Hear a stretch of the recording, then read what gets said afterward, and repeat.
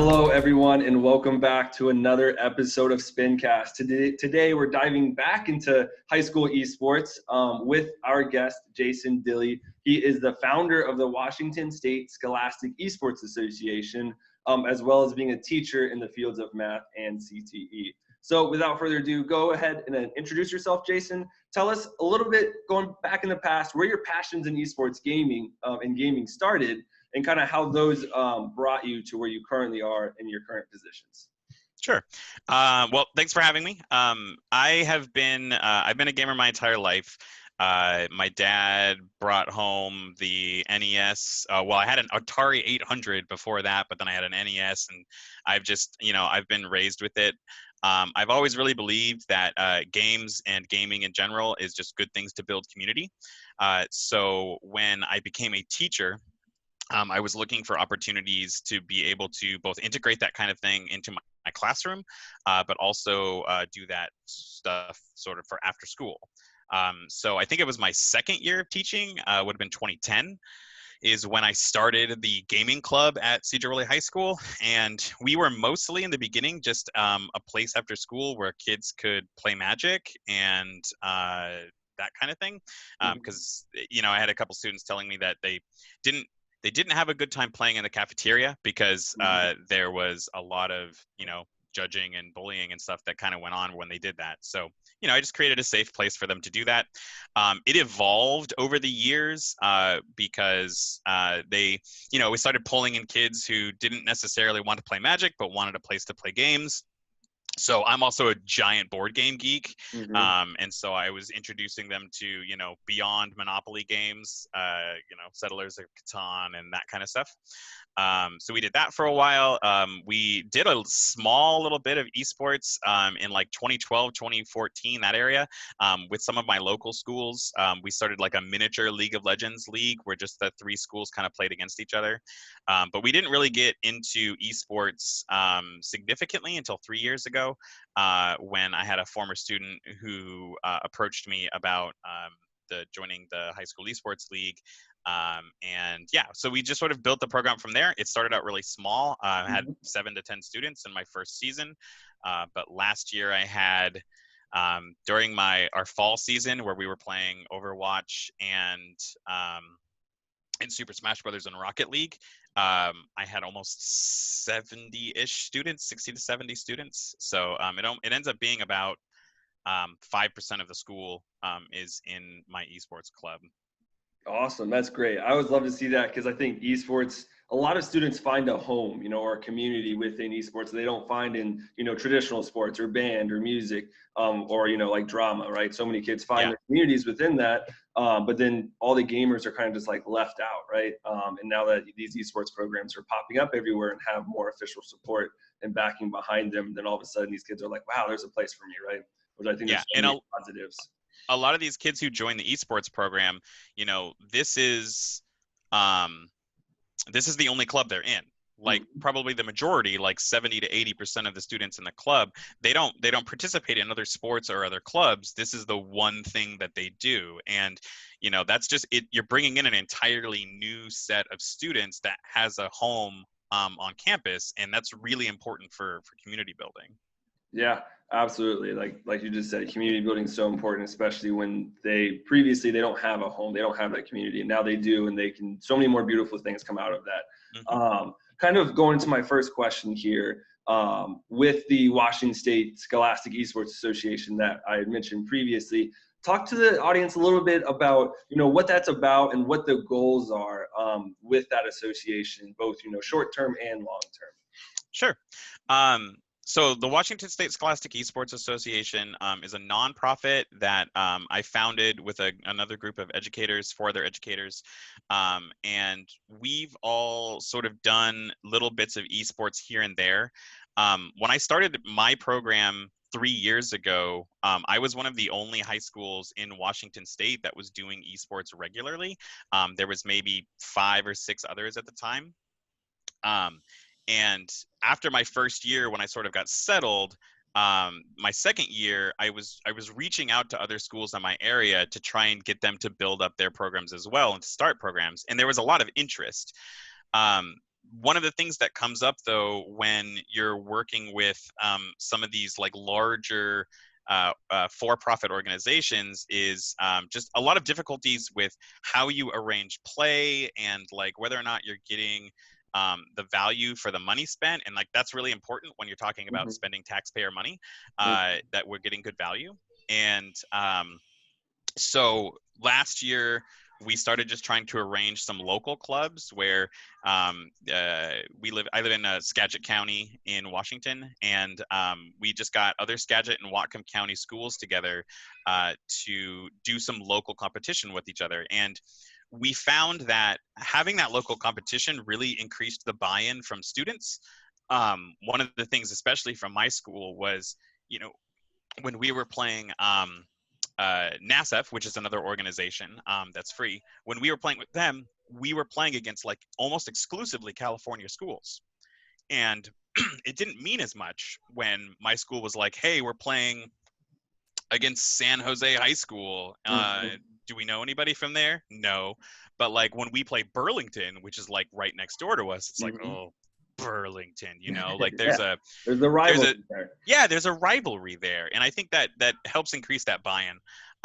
But you know, going along with that, we wanted to make sure that as we're building out our programs, that they are safe and accessible and equitable approaches to esports, which we found with some of the for-profit organizations, some troublesome things with that.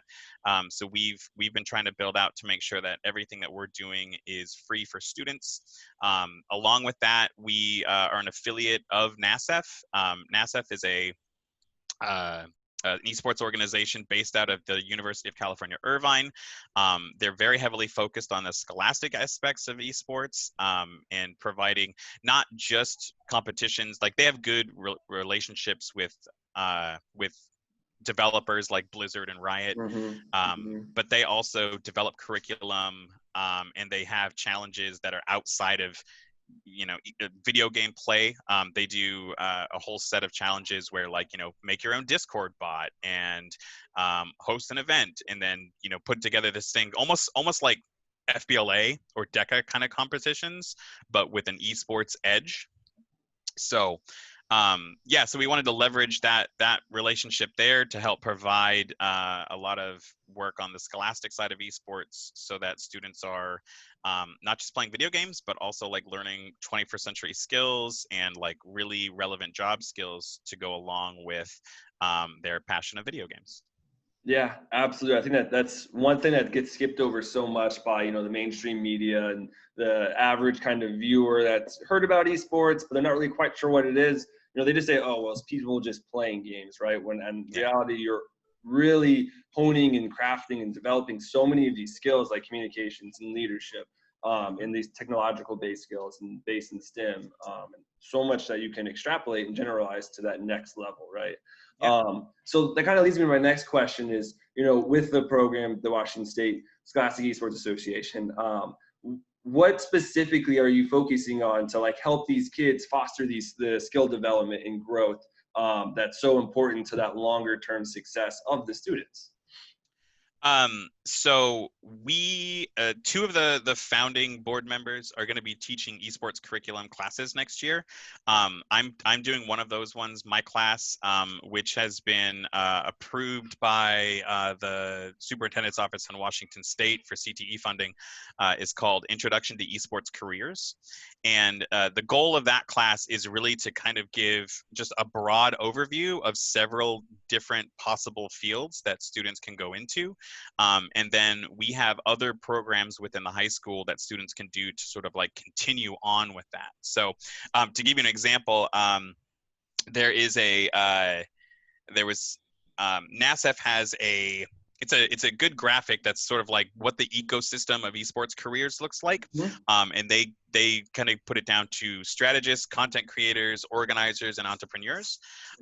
So I sort of have units in each of those four categories. So under the strategist unit, I do something called theory crafting. When I was in college, I was a really big World of Warcraft raider back in Classic and Burning Crusade. And one of my roles was the hunter lead. and I did a lot of like statistical research to determine, well, what ways can I do to increase my DPS? So I would do tests. I do statistical tests. I'd put graphs up. I'd test different gear to see like over time which one is creating like a better damage per second than the other one, so that you can gear yourself out correctly.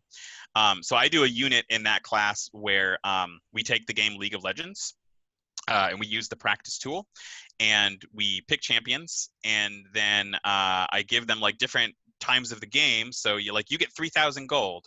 I want you to create an optimum damage setup with the 3,000 gold that you're given.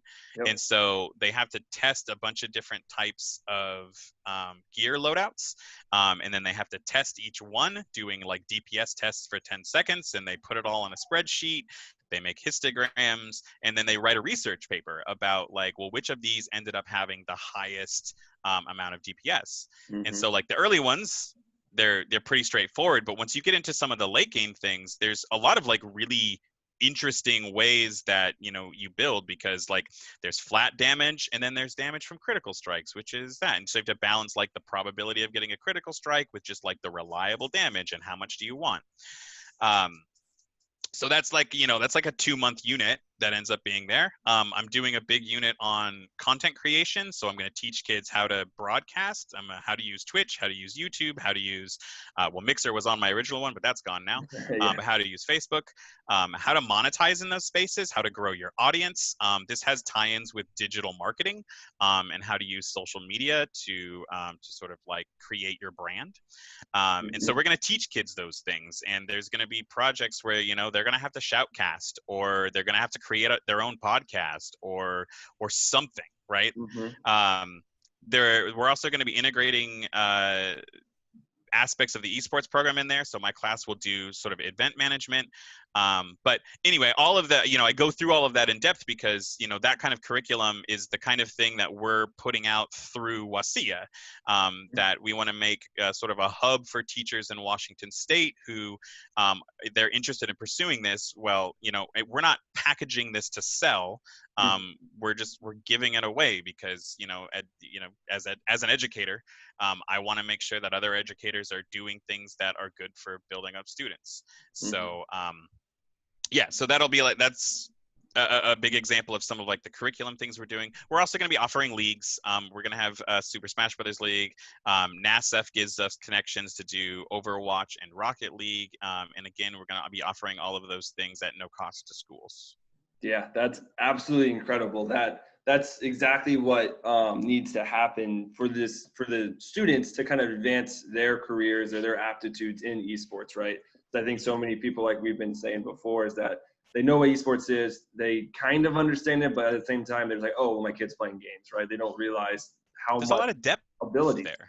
Exactly. Like you just went through every single piece of that kind of like 4 tiered strategy, like strategy and marketing and the event management, everything that you kind of just touched on, are just like kind of like the tip of the iceberg, right? There's so many more jobs that fall underneath all of those different portions and different fields within the industry that really is wide open right now and growing incredibly quick, because the industry is just exploding as we speak. In the last 3 years, there's been seen incredible growth compared to any other industry in the entire world, and it's going to continue, right? All the projections show the revenue is just soaring through the roof in viewership. And those skills are transferable, right? Like, if you want to do something in marketing, like you can use esports to learn all kinds of things about digital marketing, but like maybe you then grow up and I shouldn't say it that way, but like maybe as you get older, you're just like, well, maybe I can take what I've learned here and I can go take that to another company. Like they're the same skills, so they're transferable in all kinds of different markets.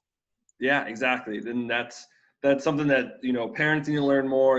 Other educators, administrators, to make this more normalized, right? And I think it's even better when the kids, the students, show up to school and they want to do it because it's in that kind of field of esports. I'm like, hey, yeah, I want to pursue marketing in esports and develop those skills because they want to do it, right? And then if that leads to a job opportunity in a parallel field or something close to it, then that's awesome, right? That's still long-term success.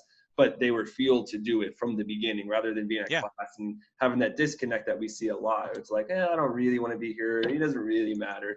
But when you put it in a different format, all of a sudden you get that buy-in, which I've seen a lot, and I've seen a lot of other people experience the same thing in my discussions and podcasts and all the other stuff. Yeah. And I have students who, sorry, I have students who, like, their participation in the club is purely because they want to broadcast. Like, they don't play any games, but we broadcast all of our games on our Twitch channel. And so they show up to Shoutcast. They didn't know much about Overwatch at first. They got a lot better at understanding how to Shoutcast something like that. And that's their role within the club. It's not playing any games. It's just shoutcasting for us so that we have students doing, being able to show the things that everybody's doing.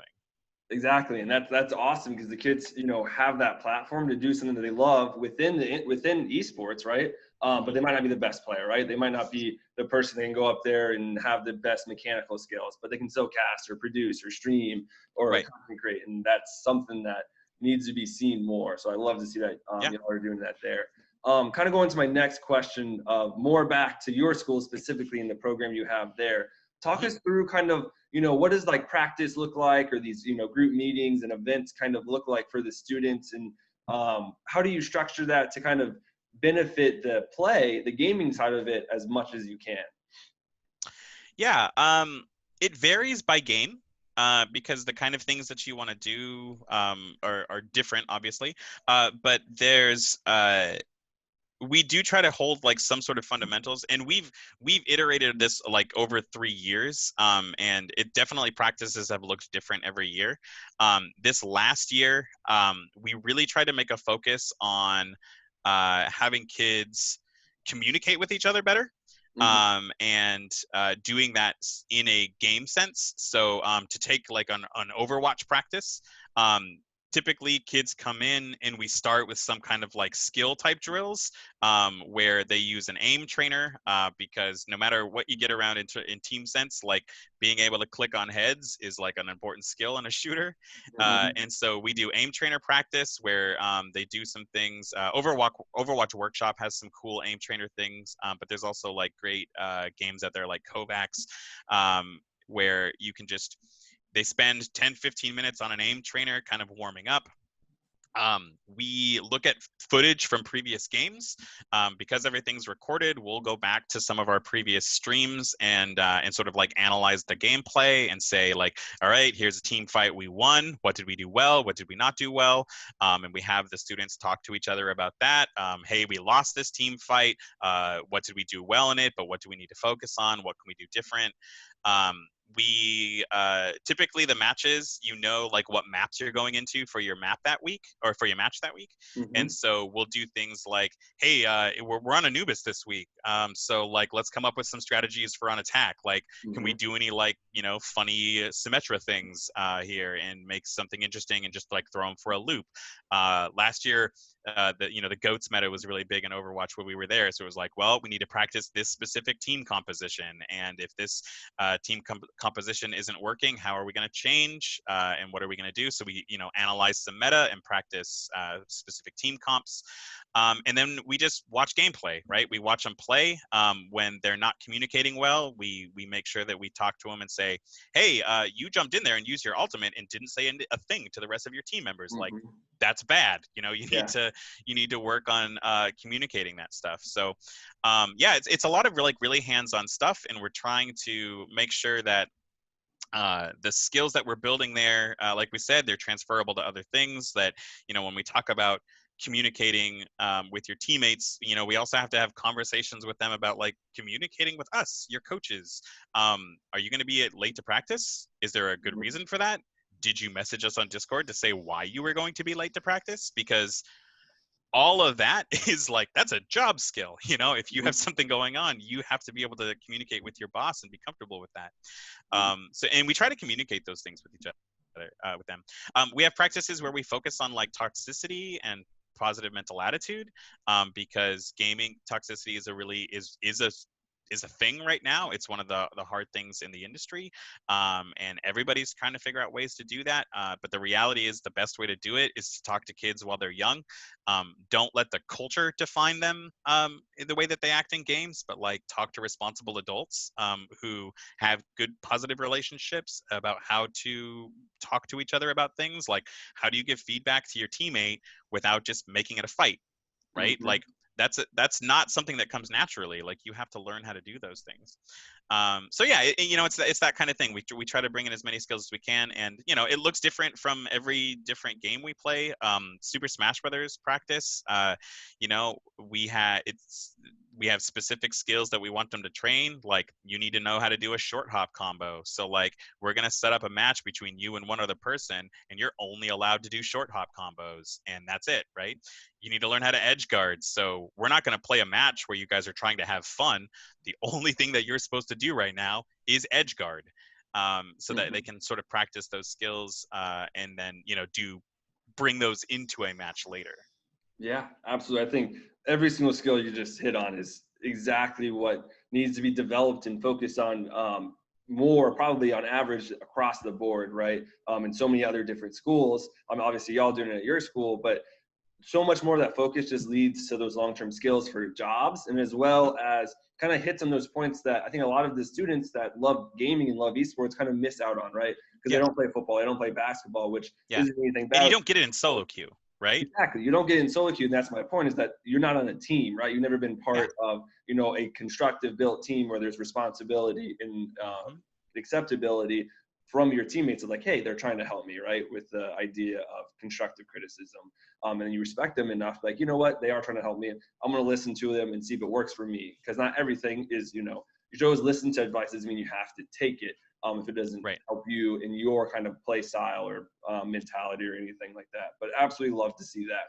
Unfortunately, we are running out of time. Had a blast talking to you about a number of different things. Love to see these programs that have that holistic approach, and how that you guys gear it towards, really developing these skills for that long-term success.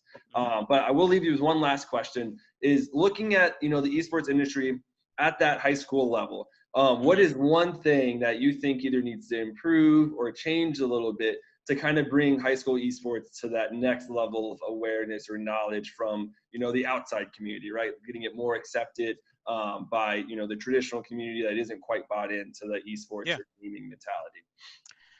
I think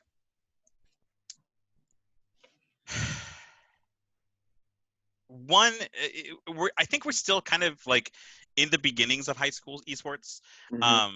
They're in terms of like how many programs are out there. There really isn't that many. I look around in Washington State, and the ones that have like really established programs, like where they're doing practices and doing these kind of things, is pretty small. There's a lot of schools that are getting there. It's a matter of like getting funding, right, and like finding the teacher to do it, and making sure that teacher is compensated for their time, because it's a whole lot of like time and effort. So I think as those programs get built up, because there's a lot of enthusiasm in the educational space about it, I think you're going to start seeing more positive things come out of that. But also, as we build these programs and start doing a better job of everybody bringing in, all of those like holistic things like broadcasting and all of that, we'll start to see like better positive press. Like, to give you an example, we broadcast all of our games on Twitch. So like our DILLEY Esports channel has like a record of all of those games. Live views of those games, maybe 7, maybe 8, right?